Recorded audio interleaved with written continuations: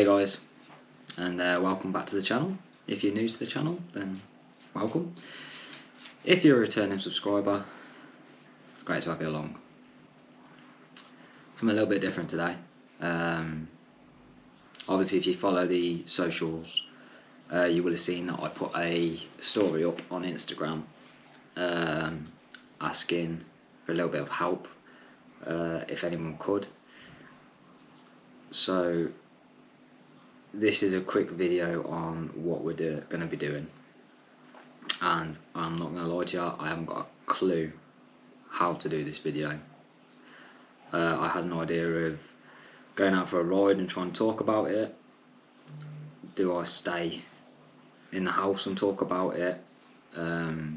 But obviously COVID has decided that for me. So whilst I've got physically nothing to do, whilst I'm just sat here waiting for a negative result, I thought I'd do a quick video on it. So we're going to jump back in time to the 13th of October 2019, and on this day there was a little girl who was called Phoebe Skye Rowe. Now, I'd known Phoebe from the day she was born. She was my best friend's daughter, and on the 13th of October 2019, Phoebe had an epileptic seizure. Now, her dad, who is ironically called Steve as well, had to perform life-saving CPR and kept Phoebe alive until the paramedics and air ambulance turned up. Phoebe fought for her life for another 2 weeks whilst at Birmingham Children's Hospital. On the 25th of October at 26 minutes past 4 in the afternoon, Phoebe gained her angel wings. Now, obviously, Phoebe was a fighter, and she was such an amazing person. She'd walk into a room and she would light it up, you know, her energy levels, everything about her was amazing. She loved to sing, she loved to dance, everything. So after a 2-week battle, obviously Phoebe finally gained her angel wings. And then on the 19th of November 2019, Phoebe was finally laid to rest, and her funeral was amazing. She had a big, beautiful white carriage being pulled along by horses. It was a send-off that she deserved. So after the service, myself and Kay wanted to do something to raise some money for all the hard work that the Birmingham Children's Hospital had done, the air ambulance had done, the paramedics, everything. And I thought, this can't just be something little, this has got to be big, and it's got to be major. So we came up with the idea of doing Land's End to John O'Groats whilst doing the 3-peat challenge. So we organised it, and I had, I think, 10 people doing the event to start off with. And obviously the day that we planned to start this event was the 22nd of April 2020, which would have been Phoebe's 13th birthday. I'll let that sink in for a second. She was going to be on the 22nd of April 2020, she would have turned 13. We set a lot of stuff up, we raised a lot of money. 2020 came, and in the March we went into lockdown and everything stopped. My hard work, I say my hard work, all of our hard work, everything just stopped. So we made the agreement that we would postpone a year in the hopes that everything will be open again and we'll be able to do it. It gave people a little bit more time to train. There were people that were going to be doing the event that might have really struggled and stuff like that. Like, obviously Phoebe's grandparents wanting to do it as well. So obviously I thought, add another year on, it'll give people time to train. At no means did I expect everybody to do all 3 mountains. There was people that were designated drivers, there were people that was designated climbers, but I think we'd all agreed that everyone would at least do 1 mountain for her.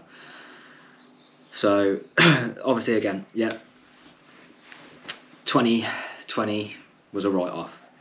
Then it came to 2021, and I had a few people drop out this time now, which completely understandable. It's a year down the line. People had made other plans. People had made other things.